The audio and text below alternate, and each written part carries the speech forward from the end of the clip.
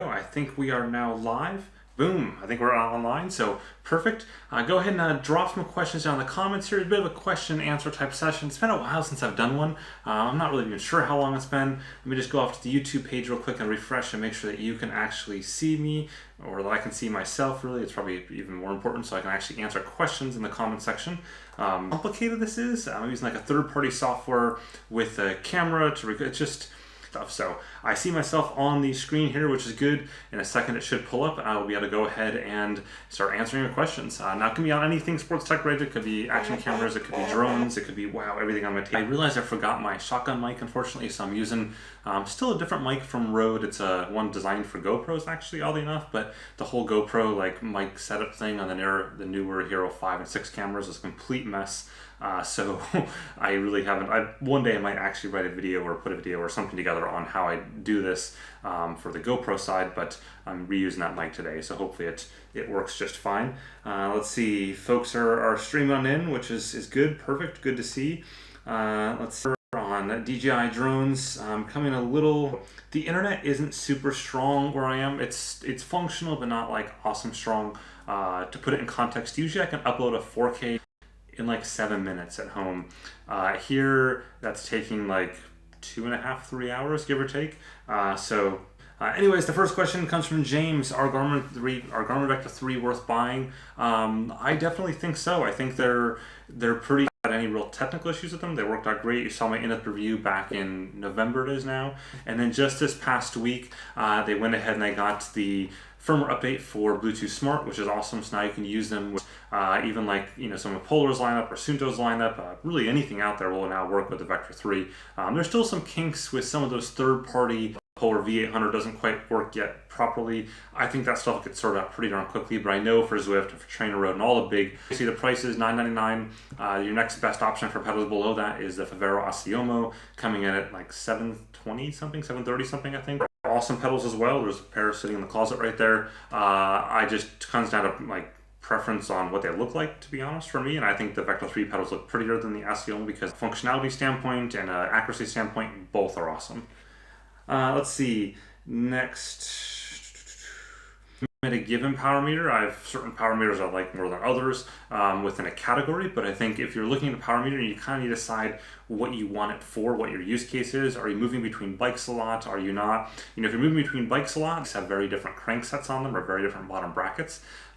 Versus if you have one bike and you just want to power on that, then something like the Quark or the Power to Max or the PowerTap C1 lineup that goes in the Spider, awesome options. They're $500 to $700, and they're just as accurate as anything else. And so it really depends on kind of what you're looking for there. I have an entire power meter buying guide. Just search power meter buying guide in Google. I imagine like the first result. If not, stick DC Rainmaker on the end of it, and you'll find it came out in I think November this year.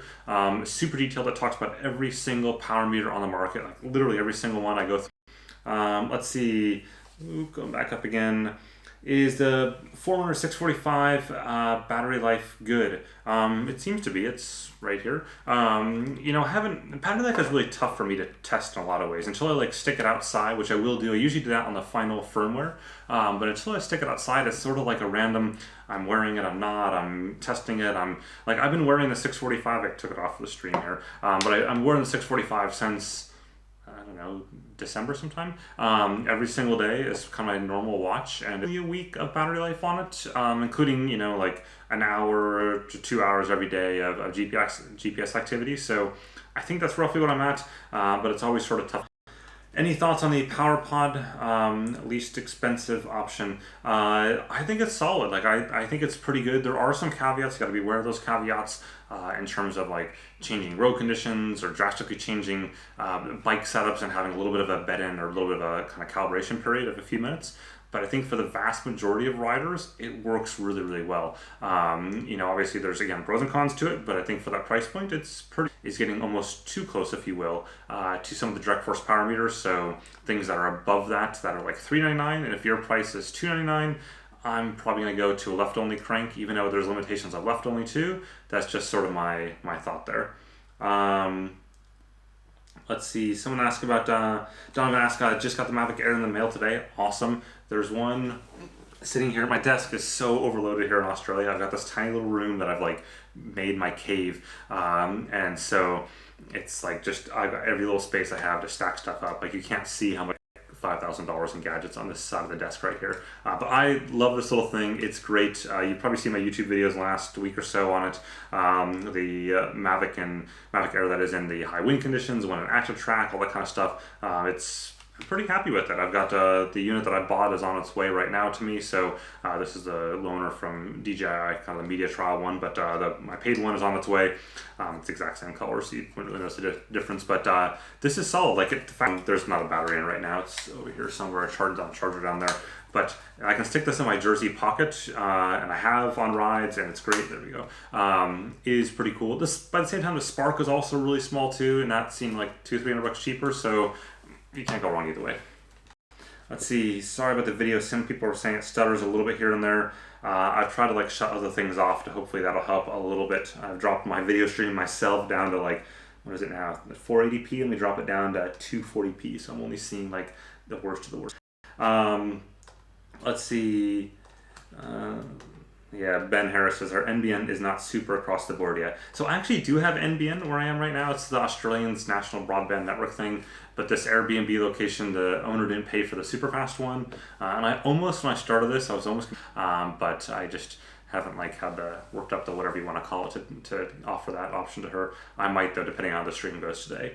Let's see, quick question. Do you know if Garmin is going to release Fenix 5 apps for the Descent Mark 1 watch, i.e. running power metrics? Yes, so actually I did ask that last week, and I got back an answer from them late last week on exactly that. Basically, that's coming shortly. They didn't have an exact date, though, when they're going to release the running power one. Not quite sure why it takes so long, because it's basically just the Fenix 5 app and pushed out, so there must be something, BIP, I think it is, and then the Pace, which I know is slightly older than the Stratos, but that's just what people are asking about. So I'd ordered both of those last week. They arrived in my US forwarding box on Friday, and they're working their way down here to Australia. According to FedEx, last I checked, they're supposed to arrive tomorrow.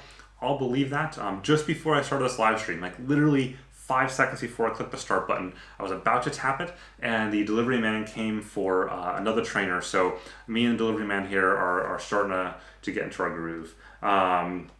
Let's see. Yep, so Brian asked the same thing about the Maze Fit. Yep, coming up. Will asks, are the Fenix series worth the price? They're really expensive. I want to hear your thoughts. I think they are worth the price. I think they are worth what they are. They're the most full-featured smartwatch in terms of fitness and outdoor focus out there. End of story, period. There's no like real meaningful debate on that. You can have debate on things like accuracy and style and stuff like that, but in terms of features, there's no really debating that.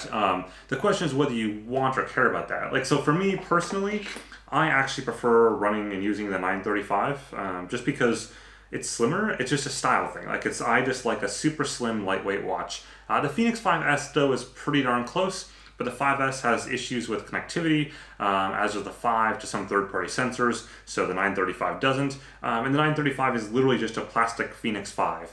Same firmware, same software at this point anyways, and so I kind of prefer this. Just my two things. Let's see.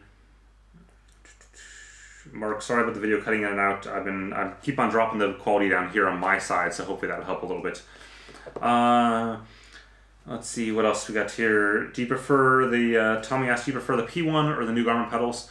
Since it's the same price today, I prefer the Garmin pedals. I mean, at $9.99, there's really no reason to go to the P1s over the Vector pedals. They both do M+ and Bluetooth Smart these days. Garmin, you got all the cycling dynamics metrics. Power tap you do, but only with their app, and it's not really all that functional in the grand scheme of things. And it's a clunkier pedal, it's a bigger pedal, the power tap just needs to drop the price. Hopefully that'll happen. I've got a post about some of my thoughts on that I might hit publish on after this video. We'll see. Let's see, Mark asks, just ordered the Garmin Verb Ultra 30. I got one around here. I just charged up like a few minutes ago. Here we go, right there. So this thing right here, metrics, yeah, it is. I think if you want metrics and it's small, the only downside is it's not waterproof. Like if you look at something like the GoPro Hero 6 here, they're about the same size, but this is fully waterproof. I can dunk this in the water. I use this as my day-to-day camera. I like the quality of it, the Hero 6 that is, the Hero 6 Black. I like the fact that I get 4K out of it if I want it at a higher resolution than this. I think the graphics processing is better on this than this. But when it comes to metrics, This is just a burning pile of trash. So, for things like GPS and speed and cadence and all that kind of stuff, elevation, all the data that you want, this is really where it's at. I was shooting some 360, the one right there, but I would have used this instead, and this is solid for that. Now, there are some kind of tricks you can do. If you have Verb Edit, which is Garmin's free software, and if you have a Garmin device already, you can use that with the GoPro footage. It's just not as easy to sync together. It's relatively simple, but it's not like dead simple. So you can kind of get the best of both worlds. Personally, for me, if I'm going out and shooting in watt metrics, I will take this camera instead because the workflow is so dead simple. Versus with this, it's just a little more complex. Like last night on the ride, I just took, actually I took the Verb 360 because I was trying to test something on that. But the night before, I took just this because it just makes pretty pictures. So, what else next? Amelia's asked, what DSLR do you recommend for beginners? I haven't really followed the DSLR market all that much. I think, it used to would be like, I would say, some of the Canon options, or we find from Canon or Nikon to a lesser degree at Costco is like a great starter pack. That's like such an awesome deal. But these days, like if I look at Panasonic and others, it's the same with Sony, fantastic cameras. And I think most of the innovation you're seeing right now is really coming out of Sony and to a lesser degree Panasonic, and so it's tough. I would definitely do some research there, but I haven't dug into it too much from a review standpoint, unfortunately. I tend to geek out on it behind the scenes as my hobby, if you will, is camera stuff, but unfortunately usually the higher end stuff. Any more magnet technology trainers like the Neo coming out? I don't know. I think it's tougher. I don't know. I just got like I mentioned, a trainer just arrived. That's the Jet Black Whisper Drive Smart, which I think is one of the first units off the line. I don't know if that's considered magnet. I don't think so. But looking forward to testing that out anyways. But I don't know as to why there's a delay on some of the magnet stuff. Okay, so I've gotten way behind now. Let's see. Going down a little bit here to questions I have answers to. Size to multi-performance, 935. Yeah, I think I probably just talked about this before your question or after your question came up, whatever. But yeah, I think for me, I prefer the 935 as a triathlete type watch, and even as a runner's watch or hiker's watch, or really any sort of watch over the Phoenix 5, just purely because of size. That's it, and the weight, and the connectivity piece. I guess there's more than just one thing, but that's about it. Amelia asked, what drone do you recommend for beginners? The DJI Spark.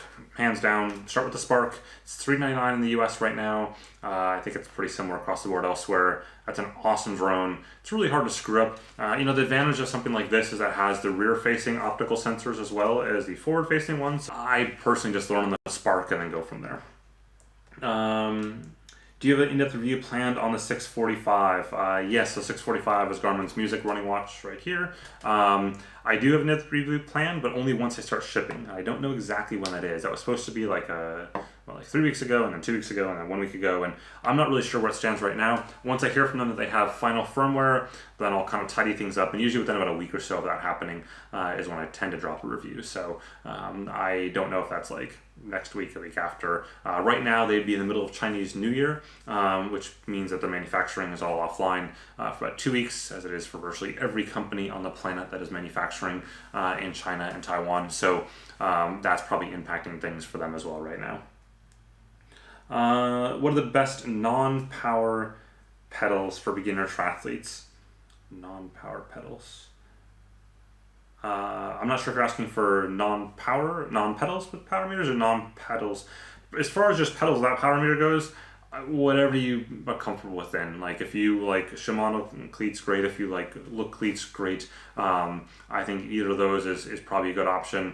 Speed play is some people's preference. I'd stay away from some of the mountain bike stuff on road bikes, but it's just really pedals are totally a personal preference thing.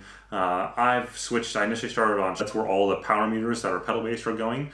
So if you think you might one day want a pedal based power meter, right now almost all the options, or if not all the options, are on Look cleats. And so for me, that's just where I ended up. I didn't personally notice any sort of difference there at all on that. Let's see. What's your view on power meters for running? OK DeBlue asks. So this right here is Stride's power meter. There's some other ones on the table around here somewhere. Running power meter.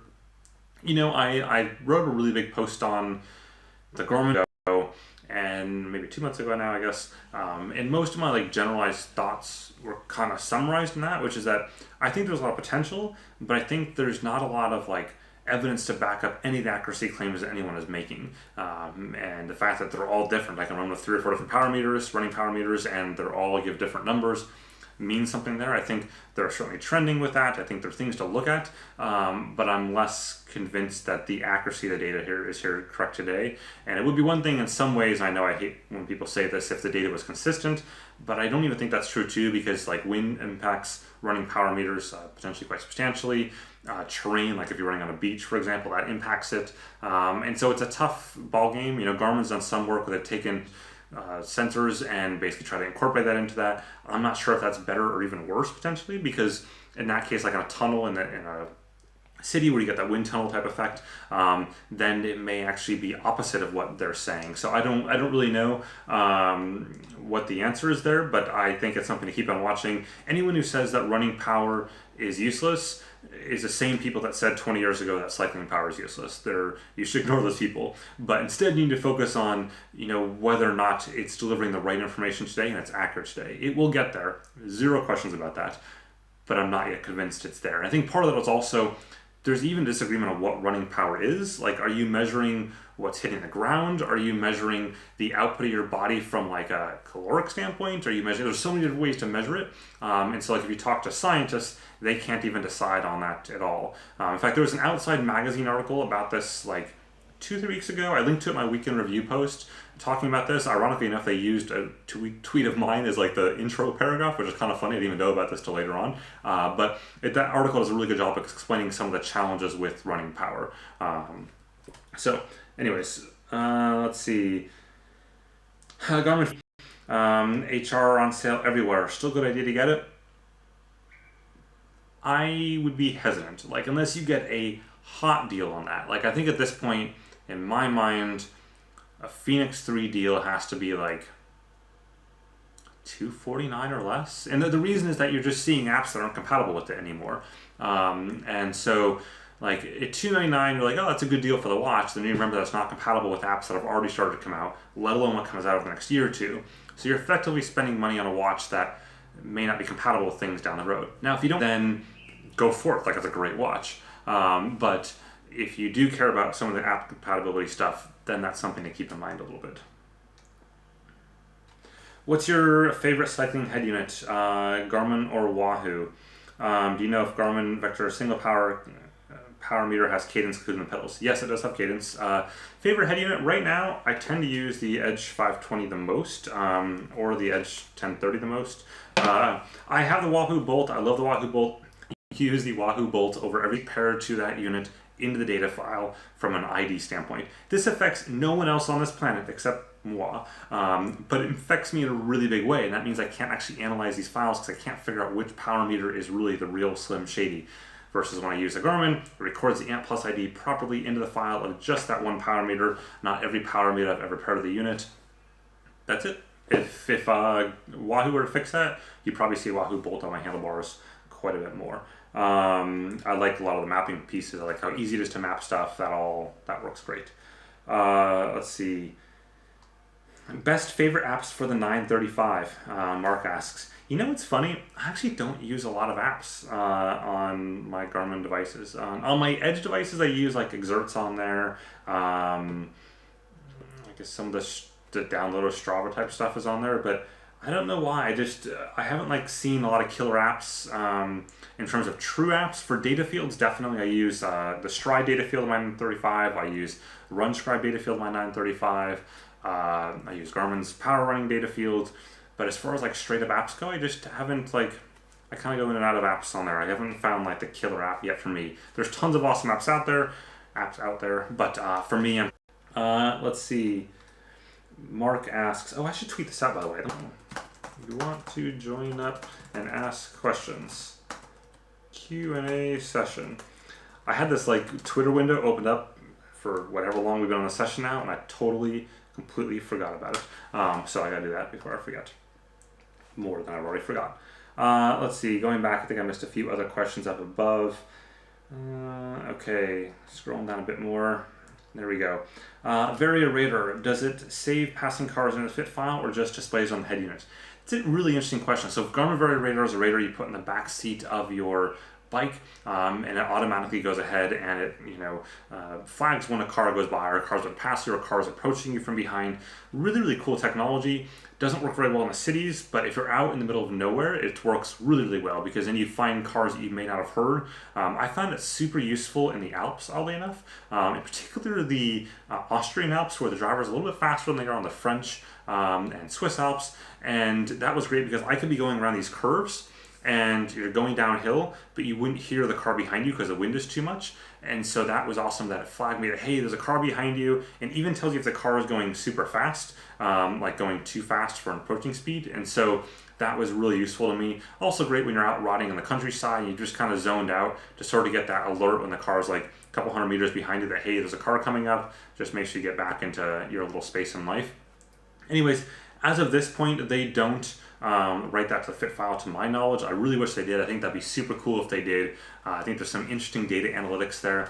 And I do think that's part of the challenge that Garmin's had, or that I perceive Garmin as having anyways, is that they haven't taken advantage of all the data they have. And I'm not saying take advantage of it in a bad privacy type of way, but taking advantage of it in a data analytics way, and not, again, also in a Strava heat maps kind of way. That's totally, I don't think, on Strava, by the way. But I think Garmin has so much potential to do things around whether it be power data or pace data, and they just sort of leave that on the table, which is too bad. I think they could do some fascinating things with that. And the same is true, I think, with this too.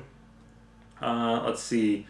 Mike asks, if I had to pick a training program for indoor training, which would you use? For me personally, I use a combination of Zwift and TrainerRoad.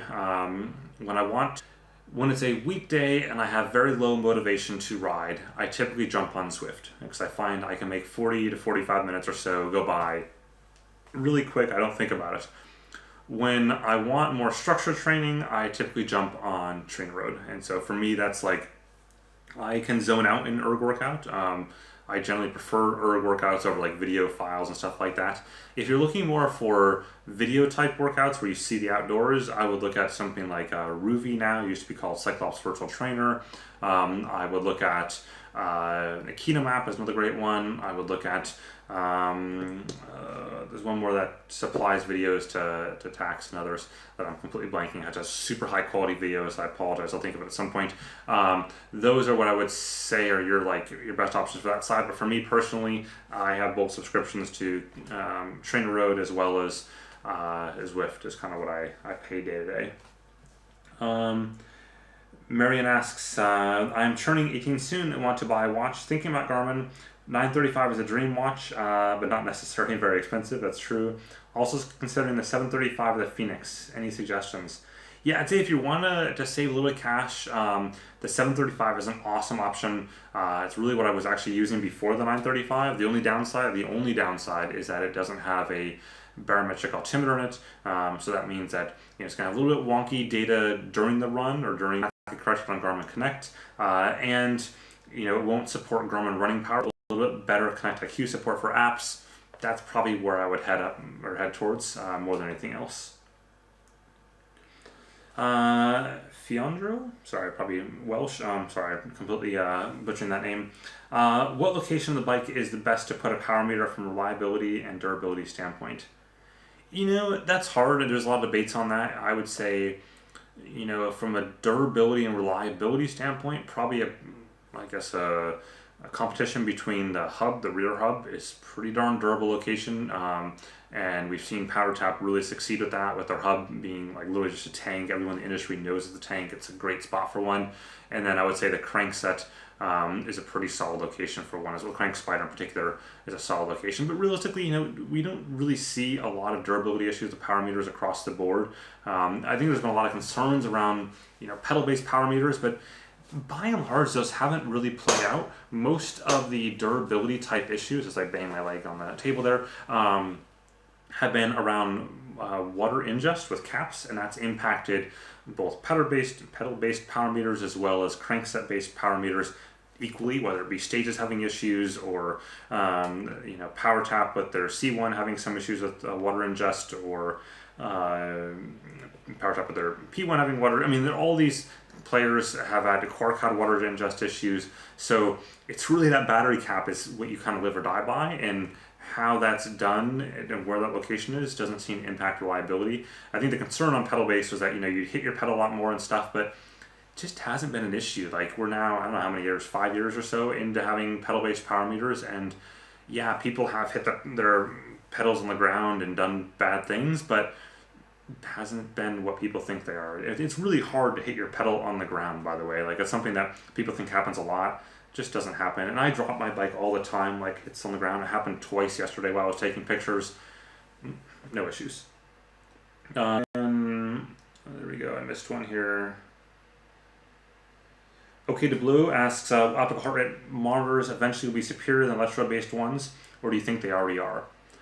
I think it depends. I think they already are in some cases, actually. I think it's really funny because back and before optical heart rate, the most popular post I had every single fall was a public service announcement, PSA post. You can actually search it, type DCR PSA in Google, and you'll find every single, like, October-ish, I did a post on troubleshooting heart rate spikes with chest straps. It was super popular. Like, one of my most popular posts all time, every single year, was this post around troubleshooting heart rate straps because of dry connectivity issues in the fall, especially. Less so in the middle of winter because you have more clothes on, so you tend to get more sweat. But then again, going to spring, where the air is a bit drier, you're probably not working up as much of a sweat because it's still kind of like cool out. And that was a legit problem for a lot of people. And of course, that's faded out as you get optical heart rate, and now you get a different set of problems. And I think the vast majority of the problems people have, assuming they're buying from a reputable optical heart rate sensor, is really putting it on correctly. Which isn't to say people are not having legit problems. Absolutely, people are really bad. You want, like, meat. You want something that's like gooey for it to get onto and find heart rate on. So I think in some ways optical is better, in other ways it's not. So I think it's generally better in those cooler conditions, not cold, but cooler conditions, where, you know, air is very dry. That tends to work better. I think it's not as good though, like in cycling. For some people, interval running. For me, I've actually had pretty good luck with interval running. Those are just some like super fast downhill stuff, but even that was always in, you know, you had possibility of being impacted by cadence lock on heart rate chest straps as well. Let's see, was Clock Street just asked to be there? I must have missed that comment. Tim asks, or requests something, yeah, asks. With the launch of Zwift Run, foot pods seem to have come back into vogue. Definitely true. Ultimately, though, this seems to be an interim solution. Do you think treadmills will become smart like bike trainers? Yes, I think so. I think it just can take time. I mean, treadmills are like the slowest moving beast in the entire industry in terms of adoption of tech and rollout. And part of that's because they're expensive, they're bulky, they're all those things mean that it's not easy to get new treadmills. Like, you know, a trainer is a pain in the ass to ship as it is, but a treadmill is a whole different level of dealing with it to ship. So all that kind of stuff, you know, like, it's funny, the DCR cave back in Paris, we've moved out of that location and are waiting to move into the new location once we get back, but it's funny, the one thing that's still in that location is my treadmill, because I can't figure out how to get it out of the cave yet, because it's all put together downstairs, and I've got to, like, disassemble that and move that out somehow when I get back. It's complete. That's like a perfect example of that. This Airbnb house that we're staying in has this treadmill, if you want to call it that. It's like a walking platform thing. It's horrendous. Like, it's really, really bad. And they mean well, I'm sure, but you couldn't run on it. If I ran on it, this thing would snap in half. And it's probably been there for like 20 years. And the same thing happens in clubs, right? Clubs can't afford to buy new treadmills every year, so that's tough. What I think is really interesting, though, is there's a device from a company called Run Social. I think it's called a Tread or something like that. And I just bought one yesterday or this morning, whatever, to hopefully ship out. Yeah, bought it yesterday. Sorry, it's all weird being on the wrong side of the earth. Bought it yesterday. It should ship out this morning, your time, if you're in the US. And I'm looking forward to it. You basically stick it underneath your treadmill, like the little arm that extends up like this, and it touches the belt going by. Cost $120, I think. And it then transmits out Bluetooth pace and cadence. So I'm hoping that would work really well. I'm a little concerned they say it's super accurate, but I'm concerned about how strong that force is up. So if it pushes up really hard with like a spring, then that'll be great. But if you have to like levitate it up and then kind of just touch it against that, I'm concerned that it may not always catch it perfectly. So I'm gonna do a bunch of tests on that. But that is really interesting to me, that technology. I think finding a way to retrofit treadmills, and I know Wahoo has their C-Safe port adapter called Gym Kit or Gym something, relies on a functional port on the treadmill. There's lots of caveats to that. I think we need something that's just a little more generic, like this treadmill thing from Run Social. So that's something that could be interesting. Let's see. CJ, do you think that we have hit the pinnacle of actionable data from current sports wearables, and every new feature coming out is now just added gimmicks? No, I think we're actually starting to turn a corner on that a little bit. You know, I think we had a lot of stuff coming in around like heart rate, but I think now we're seeing many companies are adopting, whether it be Suunto or Garmin or Huawei or, I mean, just tons of companies, Amazfit even using them now, where those are like tangible, real things with real science and real data behind them as to how they could be used. There's still a lot more to be done around guidance though. Like these are telling you what's going on.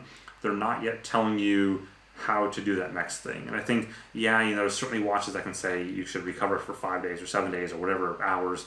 That's great, but they're not telling you how to adjust your next workout to compensate for that. And I think that's the future where things need to go, is to say, you know, you ran or rode or whatever too hard today, let's take tomorrow's workout and shift it just to a 40-minute easy trainer ride as opposed to a hard run or whatever the case may be. That's the future, and that's going to take a bit more time. We're not there today yet.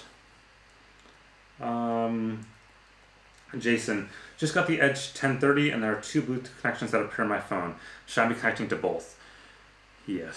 So unfortunately, like the 1030, all Garmin's Edge devices still use this crazy ass legacy, connecting to legacy Bluetooth as well as Bluetooth Smart. Maybe there was a good reason for that behind the scenes. That means you have 2 Bluetooth connections to deal with. It's a bit of a mess to set up as opposed to 1 Bluetooth connection to deal with. Totally normal, just kind of a bit of a pain. True Blood Assassin asks, is the SRM PC8 worth it? I don't believe so, purely on specs alone. It's been, I don't know, maybe a year or so since I've ridden with one. Haven't really seen a appreciable change in that since then. I don't think it's worth it. I don't think it's really tough to justify that. I haven't seen anyone like lay out a case saying, here's why the SRM PC8 in particular, that's the head unit, is worth the price that they charge over something else. You know, gone are really the days where, and sometimes the answer is, oh, it doesn't drop, you know, delete my data like a Garmin. Those days are gone. Everyone knows those days are gone. Same the way they're gone with the Wahoo. Like, data loss on Garmin Edge units just doesn't happen anymore. I mean, there's probably some crashed midway through and had this thing split in half, but I think like the last time anyone has left a comment anywhere on the blog or anywhere on a YouTube video saying my Edge 520, 820, 1030 lost data, just hasn't happened. So that was really what SRM had going for it in the past, but now we're on. Let's see, scroll down a bit here to catch up. Let's see. I went way too far on that. So Marco says, hi Ray, what do you say about the Vector 3 pedals at the moment? I think they're pretty good. I actually started off, that was the very first question, so definitely check that out. But I think they're pretty strong. I think they're in a good spot with the new Bluetooth Smart Edition last week being finally rolled out. They're good stuff. I've been using them day to day, no issues. Sergio asks, any news about a new Polar V800 successor? Nothing near term. I don't expect to see that at all. Maybe in the second half of the year.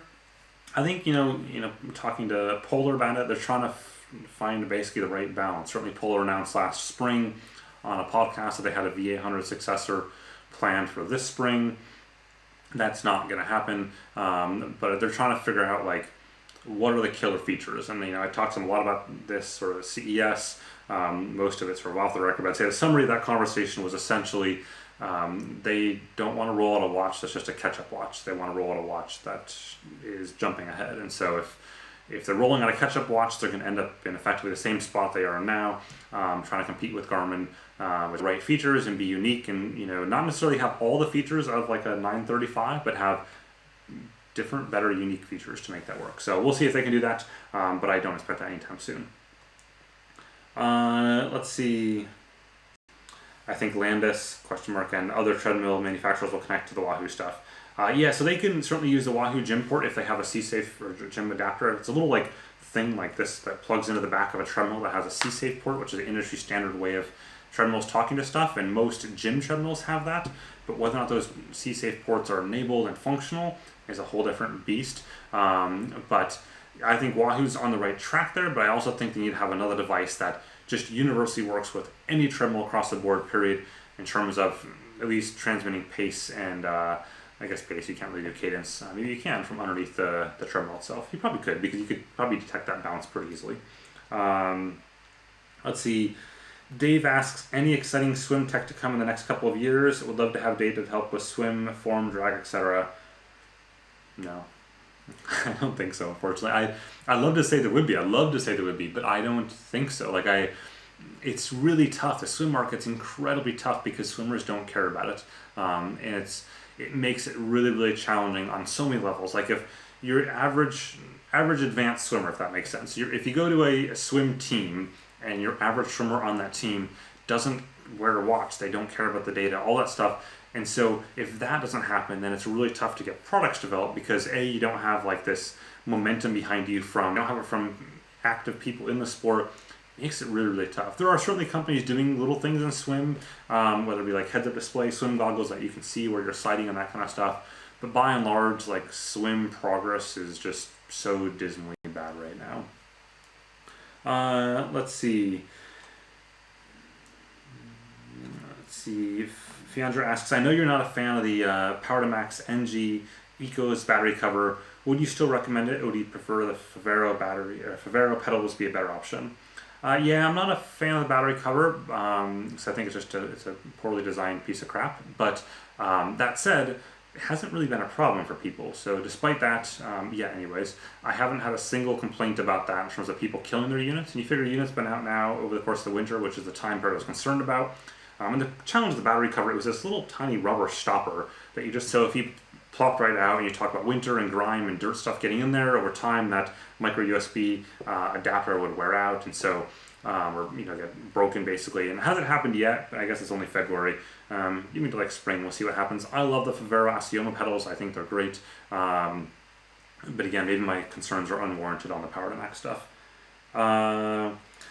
WX Guy, so this weather guy asks, where are you anyways? Last vid I watched you were tracking on drones. Come to think of it, I don't even know where you were then. I have been, so Ryan answers, I've been in Australia. I've been in Australia since early January. I came out for the Tour Down Under directly after CES in Las Vegas, and I've just stayed here. So this is beautiful red wall here is in my Airbnb, and it's working out great. It's so beautiful sunny out right now. It's 11:30 in the morning. I kind of like being on my mornings are really quiet now because everyone in the US and Europe are asleep, and so I get lots done in the mornings. I can run and swim, but the beach is a couple hundred meters that way. Beautiful turquoise water, great white sharks. It's perfect swimming location. So I love it here. If it wasn't so far away from our family back in North America, we'd probably be moving here to Perth in particular is where we are, by the way. So on the west coast of Australia, not in Sydney, but on the complete other side.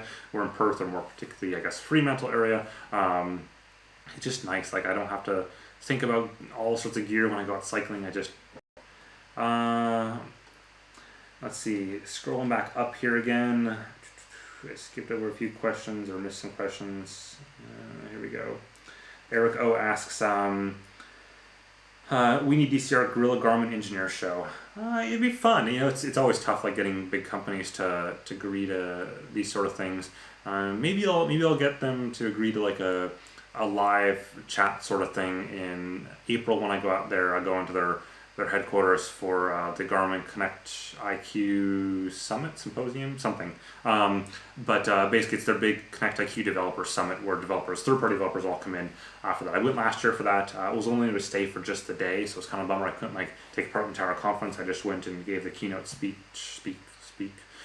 thing, and then I left. But this year I'm staying for the week of stuff, so I get to see kind of better how it all runs. But yeah, I've done live streams in the past with the founder CEO of Quark, which was great, of Wahoo Fitness, someone else too. I'd love to do more of those, either at CR, or maybe the Garmin event. I can sucker someone there that is kind of what I would say is a senior engineer. I have a couple people in mind. They probably know who they are. Some of them are based in Canada that I think would be really interesting to sit down with and just chat about tech.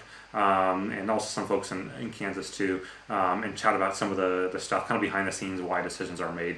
I know it's always tricky because those companies fear that it's going to become like a, my Garmin died one day on this ride, why did that happen, sort of thing. And I think the questions and answers that we could do in this sort of setting would be really interesting. That's more like the how and the why behind things are made. Like, why do they do it this way versus that way? Like that, I think is fascinating stuff that doesn't become like just necessarily a one time at band camp type situation for any vendor. I think that's why the ones with Cork were so interesting, the ones with Wahoo were so interesting. We got into like all the nitty gritty on how they became a company and how they design products, and that to me is more fascinating. Let's see. So Tim mentions that Tread Tracker is a run social one. Yep, you're correct. They seem to do some smoothing with the pace, and Zwift it varies somewhat more, but does at least match the treadmill speed fairly well. Be interesting how you find it. Yeah, I'm definitely interested to see. I think it'll take a couple days to show up in my US forwarding box, and then from there probably a week or so until I get it down here. I think for me that'll be if its smoothing isn't too bad. So if you're saying smoothing is a bit interesting, like if it can smooth within like 5 seconds, maybe like 7 seconds for a treadmill pace, because treadmill doesn't go that fast anyway, shifting between pace, to me that would be acceptable and actually pretty darn cool to use. And I'd probably prefer that over a foot pod. And Alexander says I skipped my question. Oh crap. Have a Phoenix 3 HR looking to make the switch to Suunto. Do you recommend the Wrist HR Barrow or Ultra for ultra running and triathlon? Probably want to do the battery test there. Probably want to look at the battery specs and just look at whether or not for the particular ultra that you're entered in, that the HR Barrow will meet your battery requirements. I would say that'd be your main driver, to be honest. I think from a functionality / accuracy standpoint, I found the HR Barrow very similar to the Ultra from an accuracy, etc. standpoint. I found the smaller little one that I have somewhere around here, the HR Trainer, though, is my personal favorite. Not so much from a battery standpoint, but because of a accuracy and whatnot on GPS standpoint and price. Let's see. I wouldn't even begin to fathom how to pronounce this name. It starts with a C, then a Z, then an L, then O, then W-I-E-K, and the last name Spinak. Spinak. Sorry. It's just not. Sorry. Another question about Garmin. Having two devices, 2018 to get that cross. Understand that the people that's impacting are the people that buy however much this is, $500-600 unit, and then buy this $400 or plus dollar unit. That's the people that this hurts the most. It's not the people that are buying their least expensive, if you will, $120 watches. It's the stuff that people that are spending $1,000+ on Garmin wearables and edge devices that they're impacting the most. It is their best customers that they are hurting. They get that now. My conversation, we talked about this for like probably 45 minutes one night, and they're working on fixing that, addressing that, however you want to phrase that. So hopefully that'll happen sooner rather than later. Dan Brock asks, will Wahoo ever make a watch to compete with Garmin? Ever is a really long term. I would say that ever, eventually, sure. I think they'll definitely they're making everything else. They're bound to eventually make a watch. Reese asks, have you heard any update on Wahoo integrating Garmin running dynamics into the Ticker X? So Wahoo had said that would be this spring sometime last when I asked them in the fall. I don't know where that stands. I've got like a general Wahoo email I've got to send to them anyways. Probably do that right after this, because Javier asked directly after that. Any thoughts on the Kicker Climb? Yeah, I think they're getting, I hope they're getting close. They were supposed to start shipping like nowish, but that's part of my like Wahoo roundup email. I'm not sure where the shipping date stands on that. I tried it out at CES back about 3-4 weeks ago now. It definitely felt better. That felt really, really good compared to what it looked like or felt like back this past summer at Eurobike. I know they're just trying to get through some of the shipping complexities with manufacturing complexities with the Climb. I think in particular they had an issue where one of the thingies that go up and down, or if the belt or whatever it was they were using snapped after like 30,000 cycles. They did a cycle test of like 30,000 cycles and on one unit it broke, and they're trying to figure out why. If that was like just a single bad belt or whatever, that's the kind of stuff they do. And so taking those tests and doing those tests and then coming back and saying, well, that part didn't meet our needs, takes time, and so that's where they stand now. Obviously, from standpoints, they're happy with the product, and so I can't fault them too much on that. I think we can all fault any company on delaying, but it's hard to fault the company on delaying because they want to make the right product, whether it be Garmin with the 645 or Wahoo with the Climb or even SRM with the PC8 and delaying that for a couple years. So it's the same sort of thing. I think that's just getting there. But once they release it, I think it'll be good. I don't know if it's worth the cost for everyone, but I think it's pretty good. Let's see. Erico asks or says, swimming seems to be one of the least or last sports to adopt new tech in general. We still use that stupid white plastic pace clock from the 1800s or something. Yep, you do. Sorry. I wish I had a better answer on that. Let's see. Hakeem asks, what would you suggest for the Emil Link replacement? I would probably go with the Scosche Rhythm 24. So it's this one here. By the way, this also comes in a black band. There's one somewhere around here. I don't know where it is. It's floating. Well, it was floating around here somewhere. But this, running pace and running cadence. I haven't tested the total accuracy of that yet, by the way, but it does at least casually work anyways. It'll, in theory, also do cycling cadence too, which is pretty crazy. Optical heart rate in the back, and it just goes up here underneath your sleeve. The strap is way improved now. Optical heart rate sensor is also improved. It can do HRV data for rest. It's got zone lights on it, all this kind of stuff. It's super cool. It's supposed to start shipping in, I think, April, so like a month and a half away. If they do hit that ship date, I think that'll be probably one of the winners for the year. Transmits on both AMP Plus and Bluetooth Smart. Anuj asks, I'm planning to buy a sports watch that I could wear as an everyday watch as well. I looked online, every place says a Phoenix 5 is the way to go. Any watches that you compare with the Phoenix 5? I think the most valid comparison is probably the Suto Spartan series in terms of looks and stuff. A little less full features than the Phoenix series, but in terms of the core features, they're both pretty much there. So I would definitely look at that as another option there. And I think 2 questions. So get your questions in now, or forever hold your peace. They're hi Ray, love that you're keeping me up in Boston all the way from down under. Happy to do that. I was gonna do this sooner, but I had problems with the camera. I was trying to get it to get the display stuff off the screen. Like it was showing all the display details, like the focusing details on the screen. So I had to figure out why that was doing that. And I had to figure out the mic, and then the UPS man came with the trainer, so a little behind here. But David says, I have an Apple Watch, or my watch, I assume an Apple Watch, and noticed 5 to 10% distance discrepancies with autopause on. Any general advice regarding autopause? Yeah, I prefer it off on all my devices. And the reason is that just for me, from a data collection standpoint, I don't trust what it's doing. And so you get this, especially if you're in a city and lots of stop and goes, you have that period where it decides from when you start running till it actually triggers, you lose that distance. And so I personally don't use autopause across the board. And that's just my general thing. Paul asks, Will asks, when will Sufferfest add power matching? Why do you think you have the time to add yoga and everything else, but that's not a priority? Zwift has had it forever. I think Sufferfest has kind of been a pretty big, not turnover, but shift in direction, I would say, a year and a half ago or so, and brought in some folks, ironically, from Trainer Road. And I think since then they've had a really good directional thing, but they've had to basically play catch up. It used to be that it was just kind of a video player of sorts, and now it's a full feature training app. And so I think they're prioritizing things like full trainer control for all trainers, which they don't have right now on their tablet iPad app, for example. That to me is probably more important than power matching, because I guess you can't do power matching unless you have full trainer control beyond Wahoo. So they are having to play a bit of catch up there. They're getting there. They're doing fantastic work. I think yoga is a bit of a play to differentiate themselves, and I will give them credit. I'm not a yoga person. I've actually don't think ever done yoga until I tried out the Sufferfest thing.